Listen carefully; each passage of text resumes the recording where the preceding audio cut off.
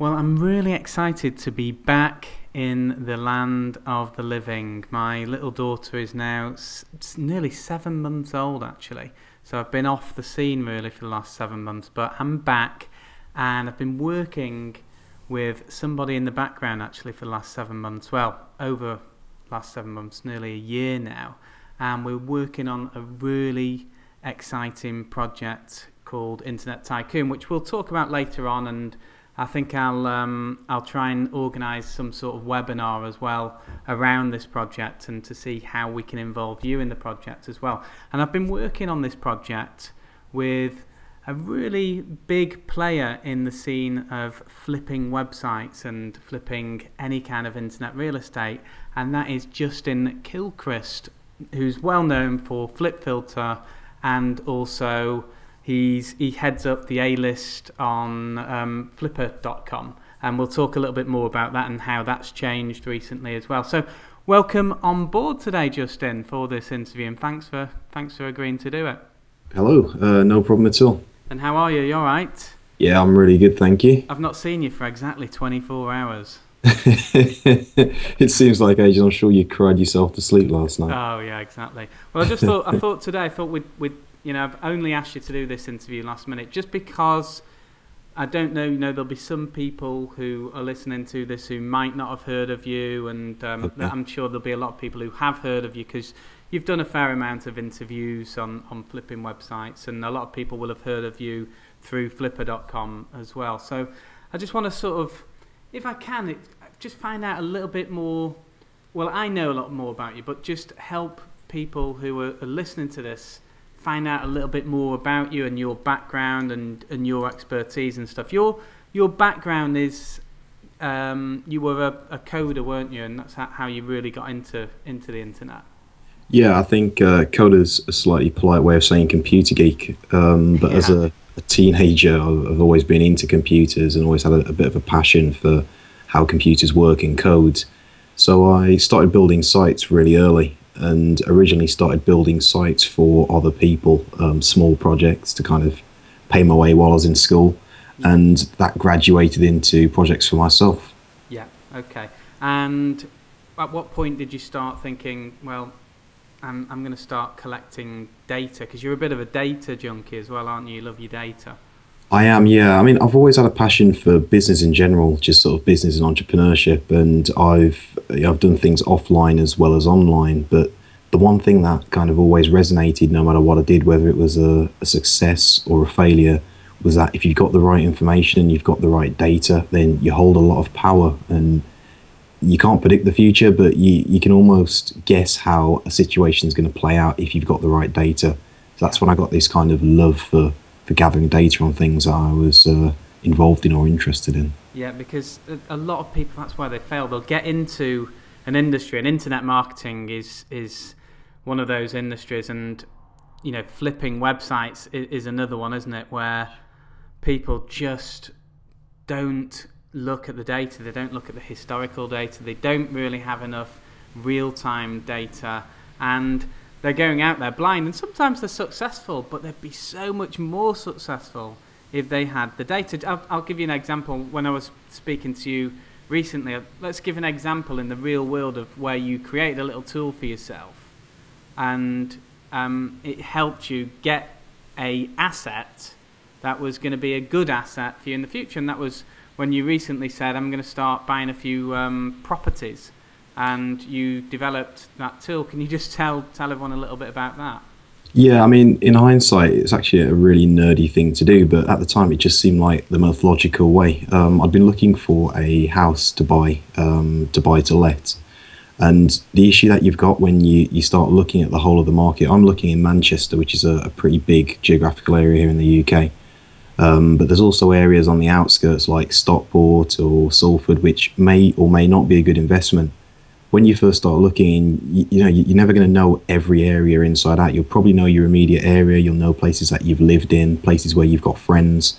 But unless you go to an estate agent in each one of those specific areas one by one, and ask them for their opinion or their lowdown, you'll find it very difficult to get information on what area is going to give you a good return or a good rental return or good value for money.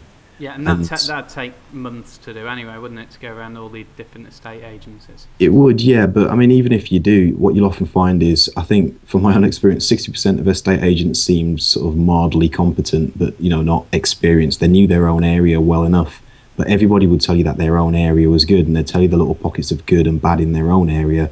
But relative to the whole of Manchester, what I needed was something that was, or someone that could tell me, right, this is actually the best area out the whole of Manchester to invest in. You'll get the best rental return for your money in this particular area. So that was the idea behind the tool, but the tool that I wrote actually collects data from the land registry based on what properties have sold in the last 6 months for every postcode and for every size of property, and then does the same off the AST register for rentals. So it effectively tells me how much each band of property in each postcode is currently renting for, and then averages that over the last 6 months to give me a sort of average yield. And it gave me a table where I could kind of sort that and look at what comes out on top, and what property gives me the best return. Yeah, okay, and you found one, didn't you, and bought it in auction without even looking at it? I did, yeah, which was probably a silly move, but I mean, it fit the profile of what I was meant to buy exactly. The price was right. It was relatively cheap for what it is. It was already let. Bought it, and I've got it, and yeah, it's probably one of the best in terms of property, one of the best property investments I've ever made, all thanks to the computer. Yeah, exactly, and it went away and did that within hours or minutes rather than taking months to go around all the different estate agencies. Yeah, it cut the searching down to a minimum. Yeah, which is similar kind of thing to what you've developed with flipping websites as well, isn't it?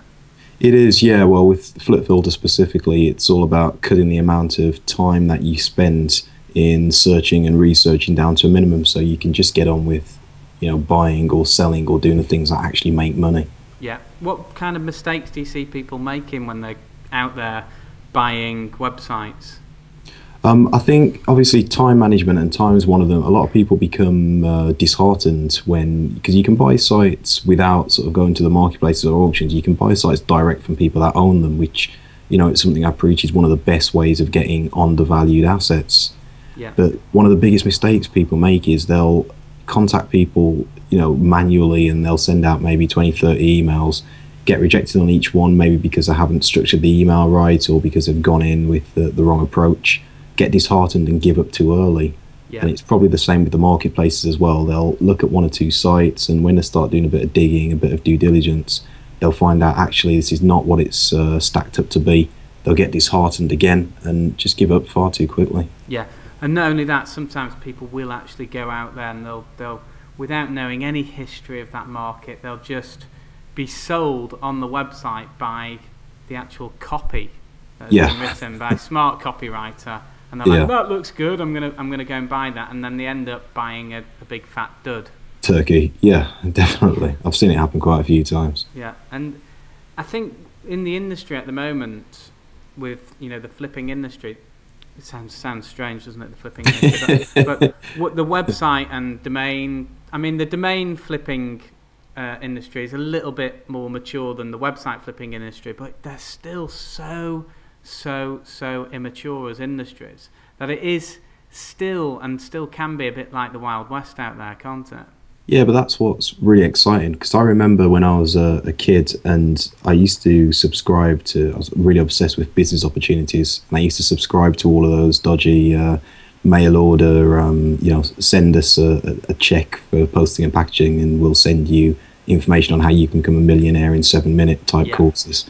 And I used to get sort of loads of junk mail come through, but I remember getting loads of kind of opportunity letters come through about the internet, about how this thing's going to be, the next big thing, and how it was about buying domain names and then selling those domain names later on.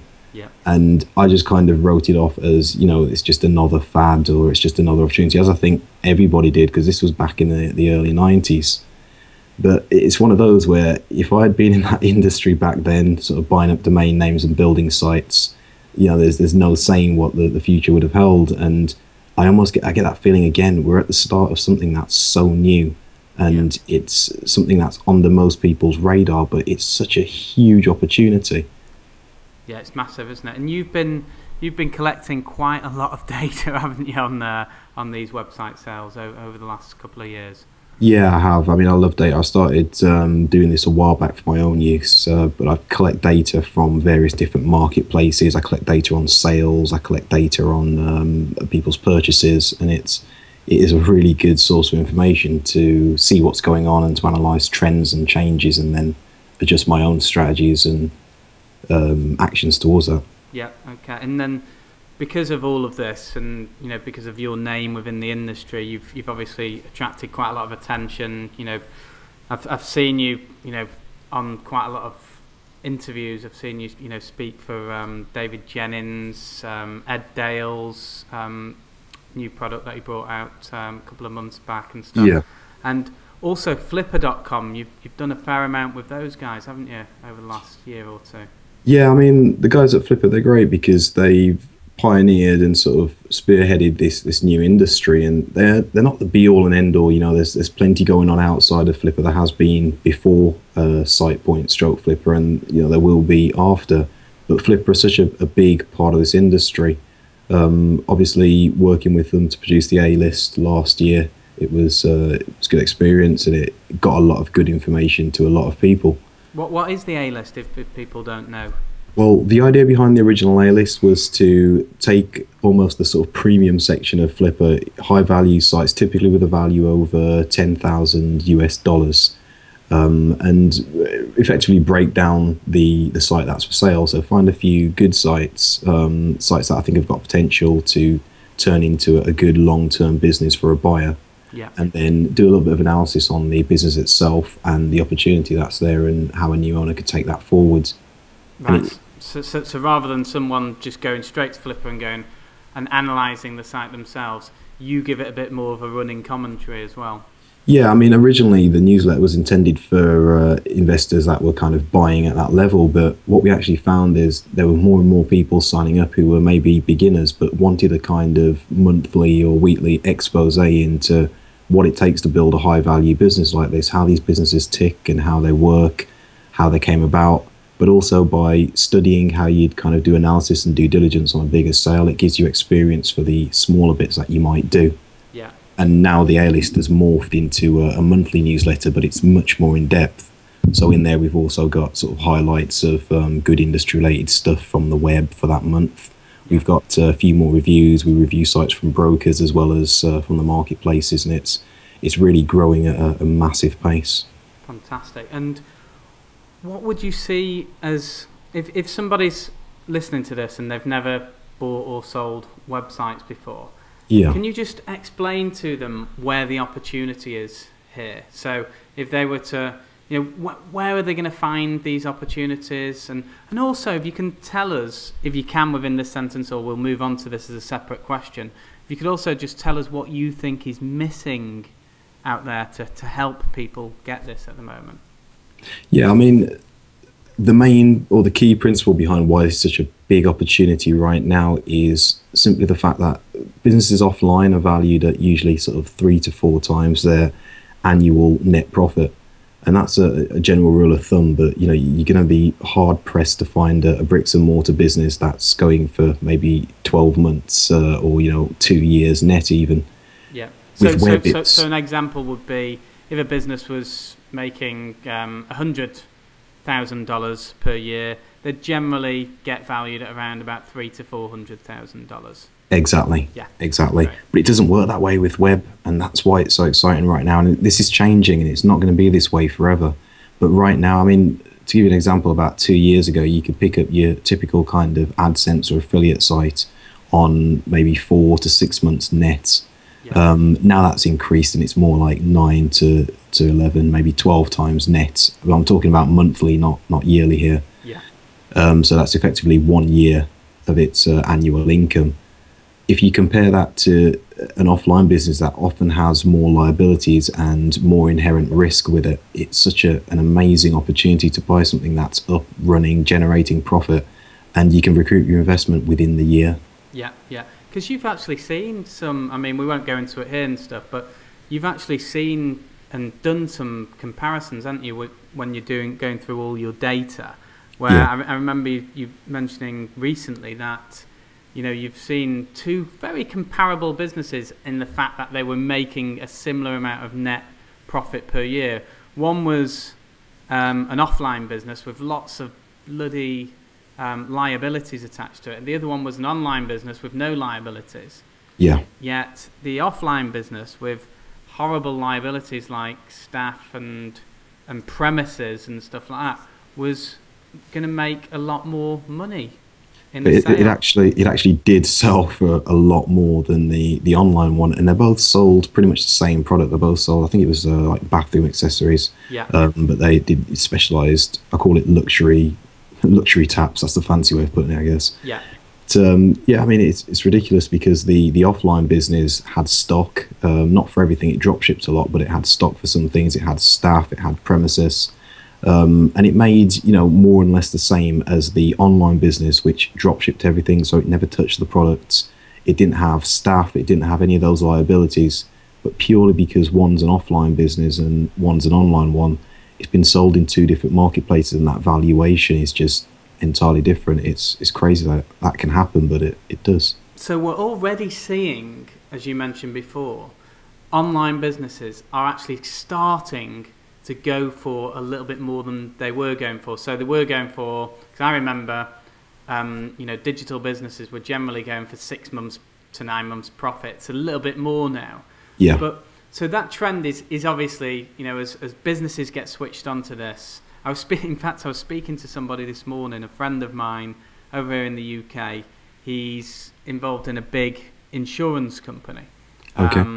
car and van insurance, and he phoned me today and he said, "Oh, we're looking to buy this domain name. We want to get this domain name. We're also trying to buy these couple of sites here. Can you get in touch?" So the big companies are actually getting switched onto it now, and Sure. that will mean that the prices will go up. Without a doubt, they will go up, and they will eventually catch up with these offline businesses. So the opportunities, what you're saying here, is you buy these businesses now at 12 months, or 12 months net profit. But if you hold on to them, first of all, if you use your head, you can increase the conversion on those businesses by making the site better. Then you can increase the traffic as well by increasing the SEO and other variables. But at the same time, the capital of that business is going to go up anyway, isn't it? Because the whole market is going up. So even if you did nothing with the business and kept it carrying on the same, 2 years from now, you probably, if things go in the same direction, you're probably going to be sat on a decent asset that's going to make money for you in the sale. That's exactly it, and it's really easy to compare it to property because that's a metaphor that I think everybody gets. Yeah. If you imagine that the domain name is the land, the website is the actual property itself. Yeah. You can either you can buy it and you can sell it straight away, and that is effectively flipping. Yeah. It was easier to flip or to do a straight flip a few years back. Now the better strategy, I think, is to buy and hold for a short period of time and develop it. Yeah. And as you develop it, the amount of income increases, just as if you had a property and it was a rental property and you put a really nice plasma TV in there and built an extension so they've got an extra room, then you can increase the amount of rental that you'll get from a tenant. Yeah. So you hang on to it for a period of time, depending on how long your plan dictates, whether that be 6 months or 3-4 years, and you collect the income during that time. But when you come to sell at the end of that period, the asset value is actually increased as well. So you're going to make money twice there, once from the income you take once you hold it, and once when you do sell it, if you decide to sell it, because of that kind of gain in the capital's value. Yeah, so it's actually a no-brainer, but there are pitfalls. There's stuff you really do need to know. Like you do need to know what's happening with the market right now, don't you? There can be issues, can't there? Yeah, I mean, this is where having kind of timely information comes in, because you really need to keep your finger on the pulse. There's a lot of scams and a lot of tricks, unfortunately, as there will be with any opportunity where there's a large sum of money involved. So to give you an example, you might go onto Flipper and buy a site, but then you find out that 3 days later, this site, which claimed it was getting 60,000 visitors a month, is only getting 1,000 visitors a month because 59,000 of those visitors were paid for by the seller and done at a loss. Yeah. So that's just one example of probably about 150, but there's loads of different tricks and traps to look out for, and the only way you can stay up to date is by keep receiving new information. When people find something, they generally tend to report it, and if you can get a hold of that, you know what to look out for. Yeah. So you need to be getting this real-time information coming through to find out what is actually going on in the market right now, what scams are happening in the market, what industries are good to get into in the market right now. And I think that's where we came up with the project, the Internet Tycoon project, isn't it? Because we came up with the 3 pillars that you need in order to succeed in this industry. And I think a good idea, we mentioned it before the call, is, and I think we might as well confirm that now, is to do a webinar on the 3 pillars of highly... Yeah, sounds good to me. So the webinar, let's title it now, the 3 pillars of highly successful internet tycoons. Because I don't know about you, but I know a lot of internet tycoons, and I've spoke at their conferences, I've stayed at their houses and all the rest of it. And they all have these 3 pillars that keep them going, that help them excel to the next level. And I think this industry is totally lacking, more than any other industry I've got into recently. The flipping industry, the buying and selling of digital assets, is totally lacking in these 3 pillars. Because the 3 pillars are: 1, you need to have the right information, which we've both spoken about there. You need to have historical information and real-time information. But you also need the tools, don't you, Justin? And we won't go into the tools here, but you've been developing some very tasty tools to really help people, haven't you? Yeah, I mean, as someone who swears by tools, I'm going to go out on a limb and I'm going to say that technically you don't need the tools. You could do everything manually, but if you do that, your chances of succeeding are massively reduced, because the amount of time it's going to take you to, taking the house example, the amount of time it would have took me to visit every estate agent, to compare every area, get all that data into some kind of sortable order. I would have spent the whole time searching. It would have been maybe 6-8 months down the line, because things would have changed in that time. And it works the same with this. If you can cut down the amount of time that you spend searching or doing research for your due diligence, then you're ultimately going to cut down the amount of time it takes you to get from idea through to purchase. And the quicker you've made that purchase, the quicker you're on the way to making a profit. Yeah, and of course the final pillar or principle, whatever you want to call it, is having an inspirational community around you. Because name one internet tycoon who doesn't have a strong, close-knit community that they're involved in. Yeah, I mean, the thing is, this 3 pillars idea, it's something that we spoke about this maybe 3-4 months ago. We didn't really give it a name though, and it's nothing that we've ever named before, but we've always spoke about the things that we just do automatically, the things that we do naturally that we didn't do when we first started out. But these are the things now that kind of result in us getting a hit every time. And when you narrow it down, you boil it down, it boils down to these 3 components. And I'd say, probably the community is the biggest one. Yeah. You need people that you can call on, people that you can depend on for information, for advice, for mate, I think you're making the worst decision of your life type moments. But you need that community there, and it's also good moral support. It's especially if you're new to something and you don't necessarily know if you're going along the right direction, you can lose motivation pretty fast. But to have someone tell you that you're doing the right thing and you just need to continue on, to have someone help you rebound when you make a mistake, it's priceless. Yeah, exactly. And I think when we do the webinar for this, let's just go through each one of those components and really go through it and give a really good example of how the Internet Tycoon project is going to... It's not just going to help me and you, because it will help. We've been looking to create this community for nearly a year now, but it's going to help a lot of people out there who really do need to kind of not just get the real-time information and the tools, but be surrounded by people who they trust. I mean, I'll just give people who are listening out there a bit of a kind of example of Justin. We created the website, which you'll all see soon, for this project, and I did a lot of copywriting in there, and I got a really top copywriter helping me do it.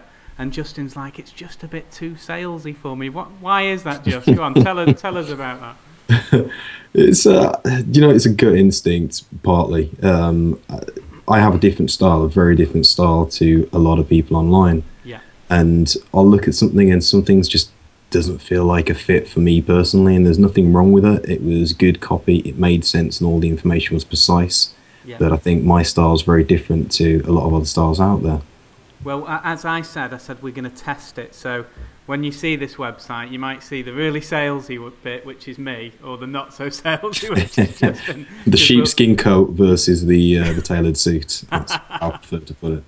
Exactly. So we'll see which one converts the highest. But I think that's just what you're about, really. You're not into the big salesy, glitzy kind of stuff. You see where the solid opportunity is within this, and you've also seen that there's a lack of community there.